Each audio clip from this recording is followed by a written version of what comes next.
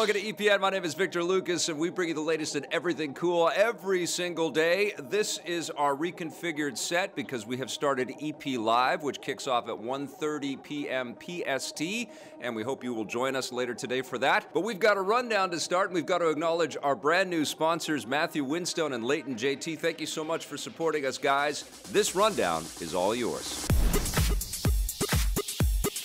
It looks like Microsoft might be bringing the Fable franchise back from the dead. An all-new game in the action RPG series may be in the works. In a new report published by Eurogamer, the site claims that Microsoft has hired independent UK studio Playground Games to develop an all-new game in the franchise. It sounds like it will be a big one, too. Eurogamer reports that it will be a story and character-focused open-world action RPG similar to the first three Fables, and it currently has more than 200 people working on it, which makes it a full-fledged AAA project. Microsoft hasn't made any official announcements, but if the news is true, it wouldn't be the first time they've worked with Playground Games. The studio is known for creating the successful Forza Horizon series, so it wouldn't be a surprise if Microsoft wants to work with them again.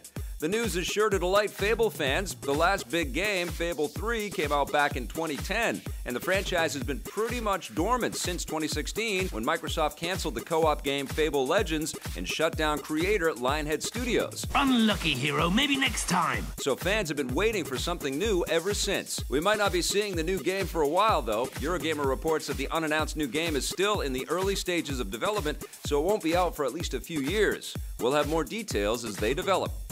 The struggling DC movie universe might be getting some more help from the Marvel Cinematic Universe. Spider-Man Homecoming screenwriters John Francis Daley and Jonathan Goldstein are in talks to come aboard and direct the troubled big-screen Flash movie. The film, which will star the new version of the Flash played by Ezra Miller, has been stuck in development hell for several years, having already run through a long list of different writers and directors. I've just pushed some people and run away. According to The Hollywood Reporter, Daley and Goldstein are in final talks to sign on, although no official announcements have been made just yet. Stop right there. I'm in. You are? If they take the job, it won't be their first directorial gig. Before writing Spider-Man Homecoming, they wrote and directed the 2015 Vacation reboot.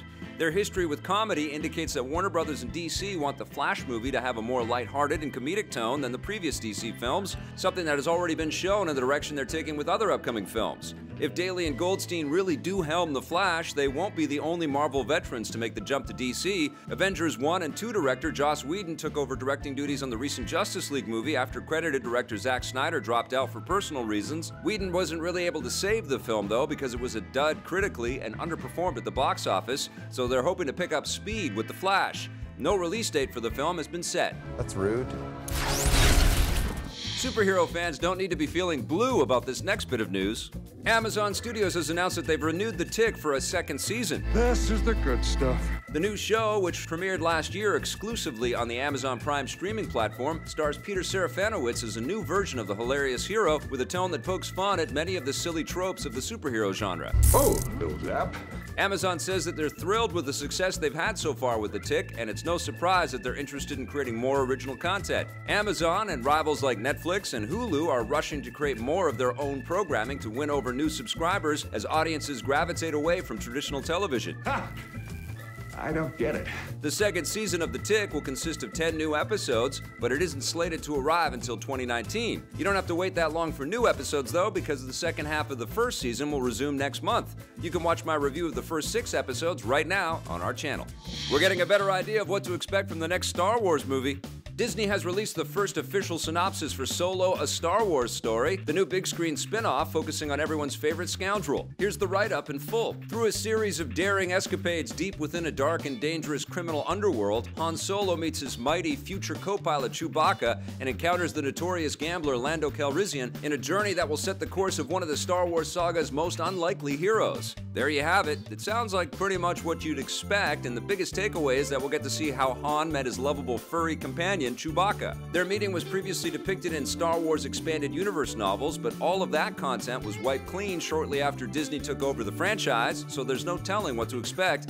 The fact that Disney is releasing the official plot synopsis could be their way of assuring fans that the movie is proceeding as planned. I tell you, this station will be operational as planned. There were some major behind-the-scenes troubles last year when Disney fired original directors Phil Lord and Chris Miller, replacing them with Ron Howard, and reports indicate that he reshot significant portions of the movie. As such, there are rumors that the film might be delayed, but with this latest news, it looks like Disney is planning to have it operational on time. We shall double our efforts. It's slated to hit theaters on May 25th, but we'll let you know if that changes.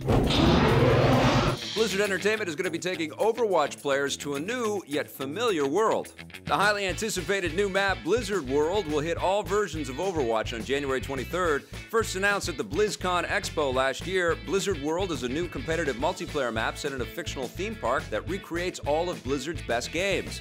This means Overwatch will be getting a big dose of other Blizzard franchises like Warcraft, Diablo, and StarCraft, which is sure to go over well with the fan community. That's a pretty big fan community too. With the exception of the free-to-play card game Hearthstone, Overwatch has overtaken the other Blizzard games to be the publisher's biggest new franchise.